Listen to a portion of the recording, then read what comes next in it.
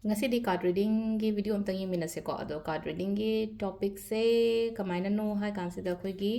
aina tawgadaba harase ko haidi kari guidance lakke habada hai pedi yengse ko haidi ai hoji hoji ai ngonda ai isana karaida ai kai semdoke hai semdoka dage habado adugi matang da ko ado akhoi kaino si se hai tare ko group khaidok se ko group 1 group 2 haina dumaina khair se ko group 1 group 2 se akhoi crystal gumba dumaina lawraga yengase ado sida laktoi se ko haidi कार्ड्सगी energies और guidance हारसिने को हाइदि आई कदाइदा करी change तौगदगे हाइबदो अदुगी मतांगदो ओइना हाइपेतन येंसे को crystal अनी खक सिदगी दुम लौथोए को ब्लैक टर्मलिन को मसिना टाइगर आई लेरे को अदो अनी सिगी मरक सिदा अमा खल्लसे खोइना अहांबदा अनी सिगी मरक सिदा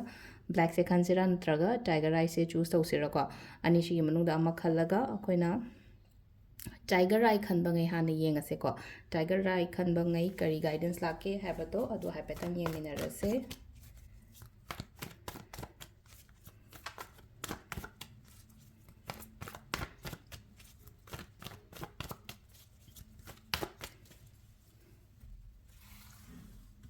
दो सिदगी को सिदगी कार्ड से लौथोकचरगे को कार्ड से अहम खतंग लौथोगे अहम सिदगी लाप गाइड तो अदो येंगसे कई लाके हैबतो अदो ए होजि कई तौबा यागदगे अपकमिंग मतम खरा से को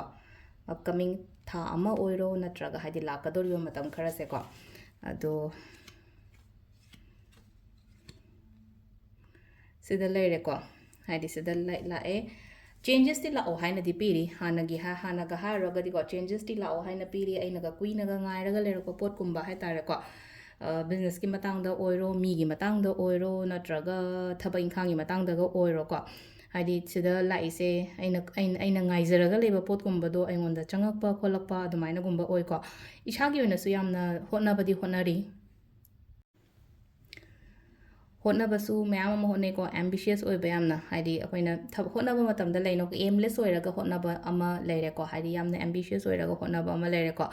अदुमाइनासु ओइको अदु आई हजिककी ओइना हाइरागदिको हजिकसे आइसे सक्सेस ओइदबा यादेको हाइबागी अदुगी वाखलो लेरमगनिको थबक तौबा मतमदा जॉब की मतंगदो ओइरो बिजनेस की मतंगदो ओइरो एनी काइंड ऑफ थबक तौबा मतमदा हाइदि आइदो हंदकती माइ पाक्तबा यादेको हाइबागी इसादा हाइतारेको अदुगी एनर्जी अमा कन्ना कन्ना तौगे हाइना खल्लगा लेरेको लेपकनुको लेपकनु हाइबा याथ्रदि कनो सिदा अरेप अमसु लाइबा पोतसेको अरेप अमसु लाइ हाइदि अमुमुक खंगन हनबगी टाइप तमा तौवेबको हाइदि मनिंग हनबा नत्रगा लेनोको हजिकसे पोचे लाक्तबैदमक्ता हाइदि इसाइ थन्दा सेटिस्फाई याम ओइदबदो आइगी लाइफ से आइना खल्लिबा पोतो फंगद्रगदि हाइदि सेटिस्फाई ओइदेना मियेसेको अदुना अनसेटिस्फाई गुंबा खतंग ओइको सिदको अदो सिदा नुंगाइतबगुंबा लाक्पा मतम नत्रगा वाखन फतबा लाक्पा मतमदको अदुगी पोत म्यामदो रिलीज तहलो इसादगी रिलीज तहलो हारगदि थॉटतोनि कंजा हाइसे वाखलोंदो हाइदि फतबा वाखलोन लाक्पा मतम नत्रगा ए असुक यामना होटनरेसि फावबदा हाइदि केमता याद्रिसे केमता कइनो तौद्रिसे खलकपा मतमदको रिलीज तौथोबा रिलीज तौ मतमसे कम कांदा रिलीज तौगा यागदगे का हाइ कांदा कोइ सैटरडे हारसिनेको सैटरडे दे नेगेटिविटी रिलीज तौहनबा खोलनबा अदुगुंबा कइनो अमा लेरेको रिचुअल म्याम अमा लेरेको अदु नतबेदा अखोइगी न्यू मून हारसिनेको न्यू मूनदसु लेनोको मेडिटेट तौरगा रिलीज तौहल्लोबो ngasai नुंगाइट्रिबा खोट्रिबा सुगुंबा मैमसेको लेपगा लेथोकनो चेंज तौगेना खनगनोको हाइदि चेंज तौबा हाइदि अमदगी फटफा चोंगे हाना अदुसु खनगनोबा कशो हाइदि आइना ngasai आइना तौगे हाना खल्लिबदो अदुदा फजना हाइतारेको हाइदि माइपुनना चंगजनबा हारसिनेको अमाइ तौरगा चंगजनबियुको अदो इसाददी एने हाइजे हाइसे हाइदिको तौगे हाइना खनबदी मैम अमसु लेको लेबसको लेरगसु हाइदि पांथोक चांबनी खंगदे नत्रगा हाइदि पांथोकपा ngамदबनी खंगदे नत्रगा अयदपन गुंबा दुम अमा नत्रगा अमा हेता लापदो त आइना तौगे ना खल्लगदि अदो सिदको अयदपन लाएन हाइदि मनिंग हनगनो बसाइ कांसिदा हाइदि अस दुम हंद आइना बो तौगे ना खल्लगदि अमु हौर अदमनी नत्रगा अमु येला अदमनी काइन अदु याखलोनो खनगनो हंद ngarang तौ मतमदा याहौद्रेना खल्लसेबा थबकसे ngarang thaba ma challe aina chali ba thabok to mongol oiraktre natraga haidi delay oire natraga yaraktre na khalase ba kashu kaide ba numini ni kalaga amuka tawba dugi thabok to amuka hanjala tawba haidi give up tawba no ko samna haraba da give up tawba ko pa yade ado sida leise ko ꯌꯥꯝꯅ freely ꯍꯥꯏꯇꯥꯔꯦꯀꯣ ꯌꯥꯝꯅ freely ꯇꯧꯋꯣ ꯊꯕꯛ ꯇꯧꯕ ꯃꯇꯝꯗ ꯌꯥꯝꯅ freely ꯇꯧꯋꯣ ꯑꯗꯨꯒꯀꯣ ꯉꯁꯥꯏ ꯑꯩꯅ ꯍꯥꯏ ꯁꯦꯇꯤꯁꯐꯥꯏ ꯑꯣꯏꯗꯕ ꯈꯣꯠꯇꯕ ꯃꯌꯥꯝꯗꯣ ꯍꯥꯏꯗꯤ ꯉꯁꯥꯏ ꯑꯗꯨꯒꯤ ꯋꯥꯈꯜꯒꯨꯝꯕ ꯂꯥꯛꯏꯁꯦꯀꯣ ꯑꯗꯨꯝꯕ ꯃꯌꯥꯝꯗꯣ ꯂꯣꯏꯅ ꯔꯤꯂꯤꯁ ꯇꯧꯍꯟꯕꯤꯌꯣꯀꯣ ꯆꯦꯟꯖꯦꯁꯇꯤ ꯂꯥꯛꯑꯣ ꯍꯥꯏꯅꯗꯤ ꯄꯤꯔꯤꯀꯣ ꯌꯥꯝ ꯐꯖꯅ ꯑꯗꯣ ꯆꯦꯟꯖ ꯂꯥꯛꯑꯣ ꯍꯥꯏꯅ ꯄꯤꯔꯤꯕꯅꯤꯅ ꯍꯥꯏꯗꯤ ꯀꯃꯦꯟꯇꯒ ꯑꯗꯨꯝ ꯏꯕ ꯌꯥꯏꯀꯣ ꯍꯥꯏꯗꯤ ꯑꯩꯒꯤ I am claiming all the positive energies or positive guidance ꯀꯣ ꯁꯤꯗ ꯂꯥꯛꯏꯕꯁꯦꯀꯣ ꯍꯥꯏꯗꯤ ꯆꯦꯟꯖ ꯑꯩꯅ ꯉꯥꯏꯔꯒ ꯂꯩꯕ ꯄꯣꯠꯀꯨꯝꯕ ꯂꯥꯛꯑꯣ ꯍꯥꯏꯕꯅꯤꯅ ꯍꯥꯏꯗꯤ ꯁꯤꯁꯦ ꯑꯩꯈꯣꯏꯅ ꯀ꯭ꯂꯦꯝ ꯇꯧꯖꯕ ꯌꯥꯏꯅꯀꯣ ꯍꯥꯏꯗꯤ ꯑꯦꯅꯔꯖꯤꯁ ꯅꯨꯡꯁꯤꯒꯤ ꯅꯠꯇ꯭ꯔꯒ ꯑꯩꯈꯣꯏꯒꯤ ꯀꯥꯔꯠꯀꯤ ꯒꯥꯏꯗꯦꯟꯁꯀꯤ ꯃꯇꯨꯡ ꯏꯟꯅ ꯂꯥꯛꯑꯕꯅꯤꯅꯀꯣ ꯑꯗꯣ ꯁꯤꯗ ꯂꯩꯔꯦꯀꯣ ꯑꯍꯥꯟꯕꯒꯤ ꯑꯩꯈꯣꯏꯒꯤ ꯇꯥꯏꯒꯔ ꯑꯥꯏ ꯈꯟꯕꯉꯩꯒꯤ ꯑꯣꯏꯅ ꯍꯥꯏꯔꯒꯗꯤꯀꯣ ꯃꯊꯪꯒꯤ ꯕ꯭ꯂꯦꯛ ꯇꯔꯃꯂꯤꯟꯒꯤ ꯍꯥꯏꯐꯦꯠ ꯌꯦꯡꯁꯤꯀꯣ ꯑꯃꯨꯛ ꯕ꯭ꯂꯦꯛ ꯇꯔꯃꯂꯤꯟꯒꯤꯅ ꯀꯔꯤ ꯍꯥꯏꯔꯤꯒꯦ ꯍꯥꯏꯕꯗꯣ ꯑꯗꯨꯗꯨꯃꯁꯨ ꯑꯃꯨꯛ ꯌꯦꯡꯃꯤꯟꯅꯔꯁꯦ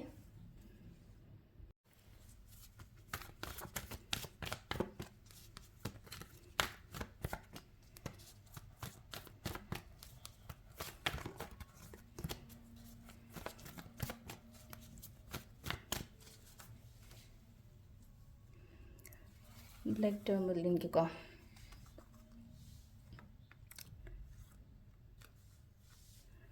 सीधे लेयर को काटो घूमते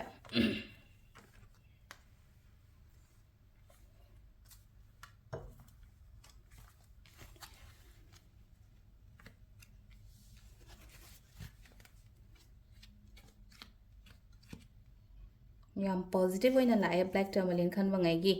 याम पॉजिटिव होइना लाए हारगदी अपॉर्चुनिटीज में हम हजे लाप याय को थबैं खांगी ओइरो बिजनेस की ओइरो को आइगी लाइफ द अपॉर्चुनिटीज हाइ सम नाइ रिलेशनशिप तग हारसने को रिलेशनशिप दा हाइदी सिंगल ओइना ग लइए काइना खलगदी अतोप अतोप मी गुंबा लाप खोप अदमाइ तरो को हाइदि माइ ओइना ओइ को तौरिबा थबक तद को यामना पुकनिंग जंगना तौबियो हाइदि कमिटेड ओइरगा हाइतारे को यामना कमिटेड ओइरगा तौबियो हौजिक से खनबे याय को हाइदि आइगी थबक की मतंग दो ओइरो थबक इंखांग की मतंग दो ओइरो बिजनेस की मतंग दो ओइरो को ग्रोथ से हाइतारे को इमेजिन तौबा ग्रोथ से इमेजिन तौ आइदो सक्सेस ओइरनी नत्रगा ओइरे हाइबगी अदुगी वाखलोन अमगल लोइना हाइतारे को प्रोग्रेस लाएना से खलसेबा ममांगी था मनी दगी एन हजिक तौरिबा थबक से प्रोग्रेस लाएना जो खलसे अदुदा वाखन अमुका हेना फजना खल्लोबा हाइदि लेरिबा खरा सिदा लेगदबा नते को आइदो एक्सपांड तौगनी को आइगी बिजनेस से नत्रगा आइगी करियर से नत्रगा आइगी रिलेशनशिप से याम फजना दगी मपान चटके काइना खलसेबा चलो कायब कैमता लेतेको हाइदि थबक इंखांग रिलेट ओइनानी खंगदे नत्रगा लाई लाइसु तंबगी मतंगदनी खंगदेको मपान चटके खोटके काइना खंजानरगा लेबा खोटपा लेरंगा अंगांगसु लेनाको हाइदि 12 को लोरका मपान थागे काइना खनबा खोटपागा लेरगासु को थाओ केसु काइदेको अकायब कैमता लेतेको यामना क्लियर ओइको हजिसे आई तौगदबसे कइनो हाइबदो मसा मथंदा हाइतार यामना क्लियर ओइ आई अदुना हाइदि क्लैरिटी से लेरिबनिना हजिसे को याम फजना फोकस अमगल लोइना थबक तौबा मैनिफेस्ट तौबा समटाइम्स को हाइदि आइना पामेबा पोतो मैनिफेस्टेशन गुंबा तौओ अनिंगबा पांबा गुंबदो इयो नुतिगी जर्नल इबनी खंगदे अमनी खंगदे को डायरी मचा अमा थमगा हाइदि पॉजिटिव अफर्मेशंस गुंबा कइगुंबा इबियोबा को अदुमा लेरे को स्टार्टअप गुंबा तौबा काइबा केमता लेते को तौगे काइना खल्लगा लेबो इदारगदि स्टार्टअप तौबा तौबदा काइबा केमता लेते अदुम अकोइबदा लेरिबा मी मैम हाइतर कइगी मुंग मनुंग ओइरो आइगी इमानबा ओइरो नत्रगा आइगी पार्टनर ओइरो मोइदगी अदुम सपोर्ट लेगनी को अदुगा सुम अदुगा अमना अमुक लेना को हाइदि केनोसु ओइ को लास्ट लाइसे को द सन लाइ को सन से यामना पॉजिटिव ओइ को नहांगे प्रॉब्लम्स लेरमे खोलमे हन लेरगा सो हाइदि प्रॉब्लम्स दो चटखिबा ओइबदो खइगी लाइफ तगी चटखिबा ओइबा अदुगा यामना पॉजिटिविटी लाकपा ग्रोथ लाकपा नेम एंड फेम लाकपा को हाइदि इसागी ओइना को हाइदि एंटरप्रेन्योरशिप तगा थबक तौवे का खल्लगदि को आइना तौरिबा थबक तो ग्रोथ मैम अमा लाकनीबा मसक खंबीबा ओइबदो आई थबकतोना हाइदि ए मादो सिगी केनो सिगी मपुनिने नत्रगा हाइदि मा सिगी स्टार्टअप तौरिबा मीदो सिसिनिने काइना खंबीबदो मिंग नेम फेम सिसु यामना फजना लाओ हाइनासु पीरी ग्रोथ सु लेरी अगांग के कासु दुम पीरी को पीबा अगांग पीबा हाइदि प्रेगनेंसी केनोगुंबा अदाइना खल्लगा लेबो ओइतारगसु हाइदि बेबी गुंबा कइगुंबसु एक्सपेक्ट तौबा याय को हाइदि लाकदोरिबा मतंग गुंबदा दिस अदु सिसना हाइदि मैरिड कपल नेगी ओइना हारे को सिसना को अदुगा एनी प्रॉब्लम एंड हादो प्रॉब्लम्स लेरंबा खोलंबा लेरगसु लोइना चटखिबा एगी लाइफ तगी दुमाइना ओइना ओइ को अदु सिगी टर्मलिन गी ngaisu ko hari just claim to adum kaino ko energy se ado sida leire ko ko ngasi gi oina card reading se ma'am thank you